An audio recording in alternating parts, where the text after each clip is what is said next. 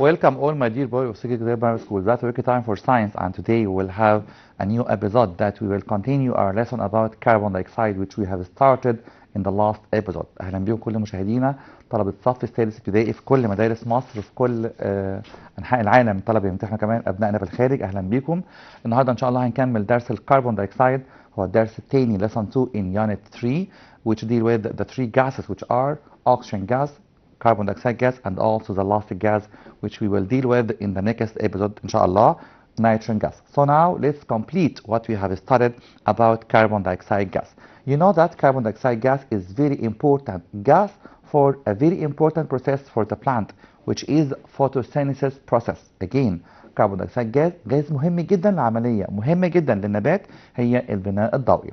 So what about carbon dioxide and what about its properties and what about its preparation and also its use and the importance that we will study today in our lesson inshallah. So now let's start with some information about carbon dioxide gas. You know that again, as I said before, carbon dioxide gas is one of the basis of photosynthesis process. الكربون دايوكسيد gas هو أحد أساسيات عملية مهمة جدا هي البناء الضوئي. So now let me explain what happened during this process. خليني أشرح دلوقتي إيه اللي بيحصل أثناء البناء الضوئي.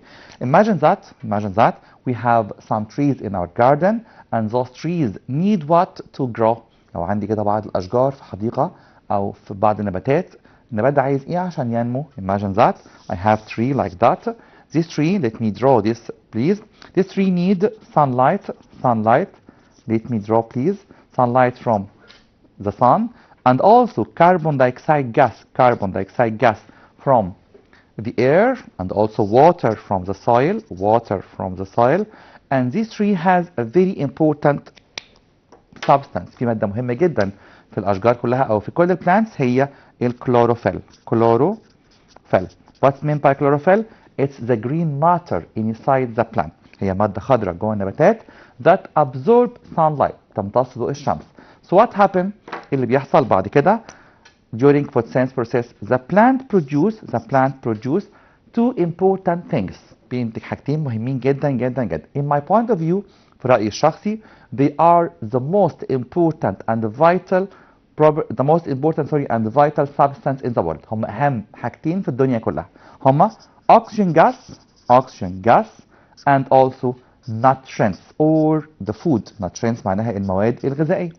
Imagine that you planted a tree in your garden. واحد زرع شجرة.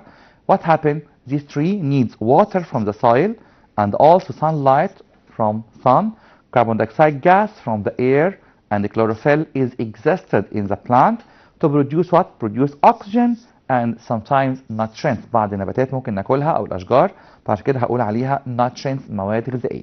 ده اللي بيحصل during photosynthesis process، عملية البناء الضوئي. Again, this process is called photosynthesis process، عملية البناء الضوئي. طب ليه سموها بناء ضوئي؟ Because the plant build itself، بيبني نفسه في الوقت دوت during light only، أثناء ضوء النهار بس. So now let me summarize، نلخص مع بعض what happened during photosynthesis process in an equation، في معادلة. يعني ممكن أكتب كل اللي حصل في الفوتوسينثيز بشكل معادلة. Yeah, I can write this. So I can write carbon dioxide gas plus water during sunlight or in the presence of sunlight أثناء وجود الشمس, and also with chlorophyll which is found in the plant produce what? Produce two important substances. تنتج مادتين مهمين جدا هما oxygen gas and also nutrients. Or I can write food. ممكن أكتب food بدل كلمة nutrients. الاثنين بنفس المعنى. Nutrients يعني المواد الغذائية. So now it is the equation of photosynthesis process. Again, I can write this equation is called what? Photosynthesis process. البناء الضوئي. Okay? So again, this equation is called the equation. دي معادلة بنسميها معادلة البناء الضوئي or the photosynthesis process equation. So we must study this equation in details to know what happened during photosynthesis process. The plant take what and the plant give what. The plant take in carbon dioxide, water, sunlight in the presence of chlorophyll and produce nutrients and oxygen gas for all living organisms. And also we must differentiate. لازم برضو كويس قوي أفرق بين photosynthesis process and respiration، التنفس. النبات زيه زي أي كائن حي can make respiration، بيتنفس. Why it respire or make respiration? To give to have energy عشان ياخد energy. So what happened or what is the difference between respiration and photosynthesis? During respiration أثناء التنفس النبات زينا بالظبط take oxygen and produce carbon dioxide. لكن during photosynthesis process البلانت عكسنا تماما take carbon dioxide and produces oxygen gas. Again during respiration the plant take in oxygen and give out carbon dioxide. But during photosynthesis process, أثناء photosynthesis process, the plant take in carbon dioxide and give out oxygen gas. So now let me summarize what I have said about this very important process. So I can say carbon dioxide gas is one of the basis. هو أحد أساسيات حاجات مهمة جدا هو أحد الأهميات الموجودة في الphotosynthesis process that the green plants make. Again, carbon dioxide is one of the basis of photosynthesis process that the green plant make. During photosynthesis process, the plants produce nutrients and oxygen gas for living organisms. Again, during photosynthesis process, the plant produce nutrients and oxygen for living organisms. What happens if carbon dioxide gas increase in air? We know that carbon dioxide gas percentage increased in the last recent year. طبعا عارفين كويس قوي ان الكربون دايوكسيد زاد بشكل كبير قوي في اخر 50 سنة تقريبا كده. هو زاد من نسبة 0.0331% لنسبة 0.038%. احنا اوريدي النسبة دي مش عندنا بس ناخد فكرة عنها. طب لو ده زاد في الهواء لو الكربون دايوكسيد زاد ايه اللي هيحصل؟ It will cause suffocation هيسبب اختناق of living organisms as well as global warming احتباس حراري. قلنا الحلقة اللي فاتت ان في مشكلتين مهمين جدا او مشكلتين خطيرين جدا بيحصلوا بسبب increase of carbon dioxide gas in air that are suffocation الاختناق ما بقدرش اتنفس كويس and also the global warming الاحتباس الحراري. So now let's study what about carbon dioxide gas as a compound. Carbon dioxide gas is a chemical compound هو مركب كيميائي. طبعا لو حد قال لي هنا chemical element هقول له it's wrong غلط. طب ليه؟ لان الكربون دايوكسيد جاز consists of different atoms في اتوم مختلفه في كربون واكسجين واتفقنا قبل كده ان الاليمنت بيكون عنده similar atom لكن الكومباوند different atom. يبقى give reason ليه الكربون دايوكسيد جاز ده بعتبره compound لان عنده different atoms او ذرات مختلفه. It consists of one carbon atom من اسمه كده شخصيا او من الرمز بتاعه one carbon atom and two oxygen atom so it has different atom. So it's a chemical compound found in the air in a form of gas موجود في شكل غاز. Another information about carbon dioxide gas. Carbon dioxide gas has a very slight percentage نسبة صغيرة جدا هي 0.03%. طب تقول لي لا يا مستر انت قلت قبل كده 1%. لا لو بقول 1% يبقى بقول عن الكربون دايوكسيد gas and other gases such as helium, neon, water vapor and so on. لكن هو لوحده carbon dioxide gas only 0.03% ونركز قوي في 0.03%. طب ممكن اكتب 0.3%؟ No, it's wrong. لازم اكتب 0.03%. Again, carbon dioxide gas is found in air with a slight percentage of 0.03%.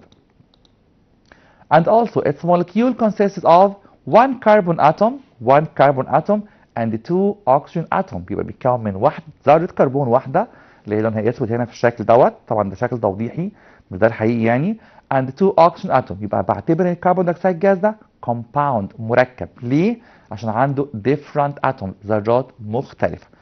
So now it has a symbol CO2 هو رمزه CO2. ناخد بالنا دايما بكتب C capital or capital لكن 2 small. Again C capital or capital and 2 small. So now CO2 is very important as I said before قلنا أكتر مرة هو مهم جدا بس للبلانت للphotosynthesis process للبناء الضوئي. So now the increase in carbon dioxide gas in air causes suffocation and global warming. لو زاد في الهواء بيسبب suffocation اختناق و global warming احتباس حراري. So now the removal of forests لو حصل ان في حد كده في احد الدول ازال الغابات شال الغابات يعني شال الاشجار الموجوده في الطبيعه. What happened? It will lead to increase in carbon dioxide gas percentage in air. ده هيسبب ان الكربون دايوكسيد جاز هيزيد في الهواء. طبعا ده حاجه مش كويسه خالص. طب الحل ان احنا نعمل ايه؟ We must increase the green areas. لازم نزود المناطق الخضراء لازم اعتني بالاشجار، لازم نزود الاشجار اكتر او اي جرين اريا، منطقه خضراء بشكل كبير. Again, the removal of forests leads to the increase in carbon dioxide gas percentage in air. So now what about carbon dioxide gas sources؟ يعني ايه carbon dioxide gas sources؟ ايه هي مصادر الكربون دايوكسيد؟ بيجي لنا منين؟ هو بيجي لنا من مصدرين رئيسيين. نمبر 1 respiration التنفس، نمبر 2 combustion or burning الاحتراق. احتراق ايه؟ اي حاجه في الدنيا بتتحرق، قاعده كده عامه حطها في دماغك، it will produce carbon dioxide gas. the main idea، فكره رئيسيه مهمه قوي النهارده. anything that can be burned، اي شيء ممكن يحصل له burn يتحرق، it will produce carbon dioxide gas. like what؟ like combustion or burning of wood حرق الخشب، burning of paper حرق الورق، burning of fuel حرق الوقود بانواعه، burning of coal حرق الفحم، burning of gasoline حرق البنزين، burning of tobacco حرق ورق التبغ او نبات التبغ اللي قلنا للاسف بيتصنع منه حاجة مش كويسة جدا في العصر اللي احنا موجودين فيه، which are cigarettes اللي هي السجاير. anything that can be burned will give carbon dioxide gas. and so we can summarize carbon dioxide gas source are two main sources. let me write them. so I can write carbon dioxide gas sources. carbon dioxide gas source are number 1 respiration. number 1 respiration التنفس. and number 2 burning. burning of what? burning of wood حرق الخشب، burning of tobacco نبات التبغ، burning of gasoline حرق البنزين، burning of paper، burning of anything, and so etc. we can say burning of anything will produce carbon dioxide gas. so we can summarize again carbon dioxide gas sources are two main sources, which are respiration التنفس as we know or as we studied in primary 4 ده درسنا قبل كده في رابعه ابتدائي، and also the combustion or burning of anything in nature. so now we can say how to prepare carbon dioxide gas. نقدر بعد دلوقتي نتكلم ازاي نحضر الكربون dioxide gas. carbon dioxide gas as I said before is very important gas for photosynthesis. طب ليه استخدامات تانية؟ طبعا ليه استخدامات كتيرة جدا جدا في حياتنا. هنعرف ازاي دلوقتي نحضر الكربون dioxide gas. and but before preparation of carbon dioxide gas I will show you a short video about the effect of carbon dioxide gas on the lime water. But before this video, let me explain what happened during passing of carbon dioxide gas in lime water. أنا عايز أعرف دلوقتي تأثير الكربون دايوكسيد gas على اللime water. Imagine that I have lime water like this. Okay. What about lime water? Lime water is a water which formed from dissolution of calcium hydroxide in water. هي ماده كده بنعملها في المعمل، مش هقول بنصنعها يعني، هي مش موضوع تصنيع قوي يعني، لكن هي ماده مهمه جدا بنكشف بيها عن الكربون دايوكسيد gas. so what happened if someone using a straw، لو واحد كده استخدم شاليمو and blew air inside it. لما بعمل blowing air يعني بنفخ في الهواء داخل اللime water، what happened it will get turbid هيتعكر. so what happened during passing of air or carbon dioxide gas in lime water؟ ده اللي هشوفه حالا في الفيديو او هيوضح لي ايه اللي بيحصل لما بمرر كربون دايوكسيد gas او بيمر كربون دايوكسيد gas inside lime water. so now we will see the effect of carbon dioxide gas on lime water. but before we prepare this video for you, let me explain what happened during this experiment. When carbon dioxide gas passes through lime water, it will form an insoluble substance. بيكون مادة ما بتدوبش في اللime water بنسميها calcium carbonate. This calcium carbonate makes what؟ ده اللي بيخلي اللime water تبقى turbid. So now I have give reason. This give reason says lime water changes تغير أو بتتحول milky or cloudy or turbid كلهم بنفس المعنى during passing of carbon dioxide gas through lime water. Why? Because I can say because lime water gets turbid because it forms an insoluble substance. So I can say because carbon dioxide gas forms insoluble substance يعني مادة غير دايبة insoluble substance in lime water which is اسمها which is calcium carbonate. ناخد بالنا كويس قوي من الاسم دوت عشان ده اللي هنحضر بيه بعد شويه كربون دايوكسيد. again calcium carbonate هي ماده ما بتدوبش في الميه عشان كده بتعكر ميه الجير. لايم ووتر معناها ميه الجير. So now let me show you a very important short video about the effect of carbon dioxide gas on lime water. So look here, I have a very important short video about the effect of lime water on effect of carbon dioxide gas on lime water. Okay, here I have this video. A girl like you from primary 6 in some school. This girl blowing air inside lime water. بتنفخ هواء أو carbon dioxide gas داخل lime water. Okay, what happened on passing lime water on this? On passing carbon dioxide gas. Sorry, I have a mistake again. What happened during passing of carbon dioxide gas inside lime water? We notice بنلاحظ the lime water changes milky or cloudy or turbid. lime water بتعكر. طب بتعكر ليه؟ أكيد بيتكون جواها مادة بتعكرها. إيه هي المادة ديت؟ هي calcium carbonate. Look here, what happened? The lime water gets milky. لونها بيغمق شوية أو بيتحول لون الميلكي أو الكلاودي أو turbid. ليه؟ عشان بيتكون جواها مادة بنسميها calcium carbonate. Again, what happened during passing of carbon dioxide gas on lime water? It will get milky or cloudy or turbid. Okay, look here, we will show you the shape or the color of lime water before the experiment قبل التجربة and after the experiment. After the experiment, after a while, it will change milky or cloudy or turbid. But before it was clear. قبل التجربة كانت clear. Look here. Okay, so again, the effect of carbon dioxide gas on lime water is that it will form the calcium carbonate which is insoluble in water, which is insoluble again in water. So now we must notice. ناخد بالنا كويس قوي لما يقول لي ليه اللايم ووتر بتتعكر؟ عشان بيتكون جواها مادة هنسميها calcium carbonate which is insoluble in lime water. So now let's back again to our lesson about carbon dioxide gas. This carbon dioxide gas, again, as I said, is a very important gas, and this lesson is full of many important information about you. So now let me complete this lesson about the effect again of carbon dioxide gas on lime water. Okay, we say that lime water changes milky or cloudy or turbid. كلهم بنفس المعنى, cloudy أو turbid أو milky, كلهم بنفس meaning, the same meaning, which means هي معناها متعكر.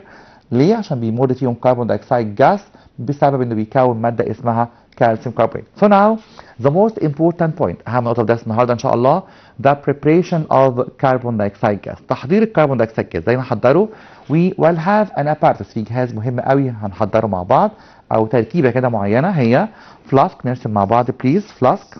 Okay. This flask is closed by a stopper, مقفولة بستوبر, and from its hole, هي طبعا عندها two holes زي بالظبط اللي استخدمناها في الأكسجين جاز. هستخدم funnel. From this funnel I will drop any acid, أي حمض. طب حمض زي إيه؟ for example hydrochloric acid. طب أنا عندي في البيت أحماض. sure, عندنا خل مثلا hydrochloric acid. okay, and here is some substance. هنا في مادة كده باودر بس لونه أبيض. للأسف ما عنديش قلم أبيض طبعا. بيكون اسمه calcium carbonate. طب أنا عندي منه في البيت. sure, calcium carbonate هو الموجود في البيكنج باودر. by the reaction between hydrochloric acid and calcium carbonate, if they meet each other or react with each other, I will have carbon dioxide gas. لو اتفاعلوا مع بعض بيطلع carbon dioxide gas, and I can collect this carbon dioxide gas by what? فجأة بقى surprise, مش بالمية خالص طبعا زي الأكسجين جاز, لأن الكربون دايوكسيد جاز easily dissolves in water. بيدوب بسهولة جدا في المية. طب هجمعه ازاي؟ by a tube which is open. تيوب مفتوحة خالص هيكون فيها air طبعا. What happened? Carbon dioxide gas is heavier than air, so it will fall down. هينزل هو لتحت ويطلع الاير لبره. يعني اقدر اقول كده ان الكربون دايوكسيد جاز بيعمل حاجه هنسميها upward يعني ازاحه علويه, upward displacement of air. So again, carbon dioxide gas is collected by upward displacement of air. Why? Because it's heavier than air. لانه اتقل من الهواء. طب ينفع نجمعه عن طريق الاكسجين؟ بسمع السؤال ده كتير جدا في درس الكربون دايوكسيد. No, impossible. هل ينفع هنا استخدم water flask of water او basin of water وinverted tube زي الاكسجين جاز؟ لا طبعا مستحيل. ليه؟ لان الكربون دايوكسيد جاز easily dissolve in water. لو في water هيدوب جواها كلها ومش هيبقى عندي اي كربون دايوكسيد جاز. So I can collect carbon dioxide gas by upward displacement of air. upward displacement of air بيعمل ازاحه علويه للهواء، يعني كانه كده بيزق الهواء لفوق وينزل هواء تحت. So now how to prepare carbon dioxide gas? It's a very easy experiment and also it's a very interesting experiment at the same time. تجربه سهله جدا وفي نفس الوقت ممتعه جدا جدا. We can do it at the lab، بنعملها في المعمل. We can do it at home but please under supervision of your parent. لكن اكيد طبعا تحت اشراف بابا وماما اللي موجودين في البيت. So now I can prepare carbon dioxide gas by the following figure. Look here, I have a flask that contains calcium carbonate powder and a funnel يعني قمع زي ما اتفقنا قبل كده، هو الموجود فوق دوت funnel. This is the funnel. From this funnel I will drop، يعني هندلق كده او هنصب على الكالسيوم كربونات hydrochloric acid or any acid، اي حمض موجود في المعمل او موجود عندنا في البيت. What happen? It will produce carbon dioxide gas. carbon dioxide gas will pass in this tube، هيمشي في التيوب ديت. and what happen with air؟ هيعمل ايه مع الهواء اللي هنا؟ هيعمل upward displacement of air، بيعمل ازاحه علويه للهواء. So now we can collect carbon dioxide gas by this way. and now let us study a very important give reason. السؤال ده مهم جدا قلناه اكتر من مره.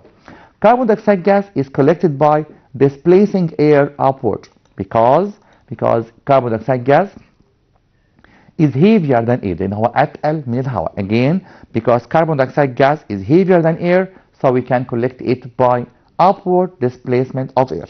So now what are the properties of carbon dioxide gas؟ إيه هي خواصه بقى كده الغاز ده جمعناه، عايز أتعرف عليه أكتر وأكتر. Carbon dioxide gas is colorless, tasteless, odorless. هو غاز عديم اللون وعديم الطعم وعديم الرائحة، عشان كده كمان بنسميه silent killer، هو القاتل الصامت. لو كتر انت مش هتحس بوجوده حواليك، لكن ممكن فعلا يقتلنا لانه بيسبب suffocation اختناق. Also carbon dioxide gas is heavier than air so it's collected by upward displacement of air. قلنا اكتر مرة هو اتقل من الهواء. Carbon dioxide gas easily dissolves in water، بيدوب في المية بسهولة جدا، عشان كده مستحيل اجمعه عن طريق المية. So it's not collected by displacing the water in the oxygen gas as in oxygen gas preparation. Also carbon dioxide gas doesn't burn، هو ما بيشتعلش and doesn't help burning، هنا عكس الأكسجين تماما بقى. So it's used in extinguishing fire، هو بيستخدم في إطفاء الحرائق. إزاي؟ طفاية الحريق بتخرج كربون دايوكسيد جاز في بعض الأحيان بسبب رياكشن بيحصل جواها. معنى كده إن الكربون دايوكسيد جاز ده ممكن أستخدمه في extinguishing fire لأن هو doesn't burn and doesn't help in burning، ما بيشتعلش وكمان ما بيساعدش في الاشتعال. Also in the presence of carbon dioxide gas magnesium ribbon. ايه magnesium ده بقى؟ شريط اسمه المغنيسيوم موجود عندنا في اللاب، هنشوفه ان شاء الله مع المدرسين بتوعنا. لو حطيت المغنيسيوم دوت في تيست تيوب وبيتحرق في وجود الكربون دايوكسيد بيتكون تو سبستانس، ماده لونها اسود او بلاك سبستانس deposits on the wall of the cylinder، بتتجمع على السلندر. ده معناه ان في كربون دايوكسيد او في كربون بس هو اللي بيتجمع بسبب البيرنينج، وفي نفس الوقت بيكون في وايت سبستانس هي المغنيسيوم اوكسيد. لو اتسالت ايه هي الوايت سبستانس الماده البيضاء هي المغنيسيوم اوكسيد. So now the importance of carbon dioxide gas. الغاز ده مهم جدا جدا في حياتنا، مش بس عشان الفوتوسينثيسيس بروسيس لكن ليه استخدامات كتيره جدا هنتكلم عنها دلوقتي. For example number 1 carbon dioxide gas is used in refrigeration، يعني بيستخدم في التبريد، حاجه اول مره نسمع عنها. By converting it into liquid by pressure and cooling then pressure is relieved، يعني بنحوله لليكويد وبعد كده بالضغط شديد جدا بنحوله لايس، وعشان كده بنسميه دراي ايس. دراي ايس يعني التلج الجاف. يبقى ناخد بالنا كويس قوي ان في ايس، التلج بتاعنا عارفينه كويس قوي، لكن في دراي ايس هو ده الكربون دايوكسيد جاس لما تحول لسوليد سبستانس، ماده صلبه، وده بنستخدمه في الريفريجريشن التبريد. يبقى في استخدام جديد علينا اول مره نسمعه هو استخدام الكربون دايوكسيد جاس في الريفريجريشن او التبريد. Another information carbon dioxide gas is used in extinguishing fire، اطفاء الحرائق. عرفنا كويس قوي النهارده ان ممكن لما نحضر الكربون دايوكسيد جاس وقربنا له glowing splint شظيه مشتعله او عود كبريت هيطفي فورا. ده معناه ان الكربون دايوكسيد جاس is used in extinguishing fire like what happened during the reaction inside the fire extinguisher، زي بالظبط طفايات الحريق. Also carbon dioxide gas is used in making soft drinks. بيستخدم في صناعة المشروبات الغازية اللي بنصحكم بليز ما نكترش منها أو نحاول نمنعها تماما. Soft drinks are very harmful for your health. مضرة جدا بصحتكم. ليه؟ Soft drinks contains large amount of sugar فيها كمية سكر كتير and contains also large amount of carbon dioxide gas. وعارفين الكربون دايوكسيد جاز هو غاز مهم للنبات أو عمليات حيوية تانية لكن مش مهم خالص بالنسبة لنا احنا، بالعكس ده مضر جدا بالنسبة لنا. فلما بشرب سوفت درينكس بكميات كبيرة ده ممكن يسبب لي اختناق او ممكن يسبب لي كمان ان الاكسجين اللي في جسمي يقل شويه فده ممكن يسبب او عشان كده بنسميه كمان silent killer القاتل الصامت. فبليز I advise you بنصحكم please try to reduce the amount of soft drinks you have every day. حاول تقلل soft drinks اللي تشربه كل يوم او لو تقدر تمنعه تماما بليز يكون افضل بكتير قوي. Also carbon dioxide gas is used in making bread. بيدخل كمان في صناعة الخبز طبعا by adding yeast بإضافة الخميرة. ايه اللي بيحصل اثناء العملية ديت؟ ان اليست الخميرة بيحصل لها عملية بنسميها fermentation تخمر، يعني بتطلع كربون دايوكسيد جاز داخل العجين نفسه او داخل البريد وده اللي بيخلي العيش سبونجي او تيستي يعني عيش اسفنجي زي ما بنسميه كده باللغه العاميه عيش يعني بينفش كده لفوق وده بيخلي العيش شكله حلو جدا وطعمه كمان كويس جدا. So again carbon dioxide gas is used in making bread by adding yeast to the dough للعجين او during the baking اثناء الخبيز نفسه وده بيخلي العيش زي ما قلت tasty طعمه لذيذ and spongy. Yeast produce carbon dioxide gas during fermentation process, then it expands by heating that make the bread porous and tasty. So now the last information in our lesson today آخر معلومة النهاردة carbon dioxide gas is used in photosynthesis process by the green plant. معلومة قديمة جدا قلناها أكتر مرة النهاردة والأسبوع اللي فات. Okay, so now by this point we have finished all things about carbon dioxide gas. We have studied many information about carbon dioxide gas. We have studied also how to prepare carbon dioxide gas and also the importance of carbon dioxide gas and also the properties of carbon dioxide gas. So now I'm afraid we have reached the end of this episode, but I promise you to meet again next Thursday at the same time to have nitrogen gas, the last gas in our unit, and also general review مراجعة مهمة جدا on all the gases which we have studied. So now thank you and goodbye.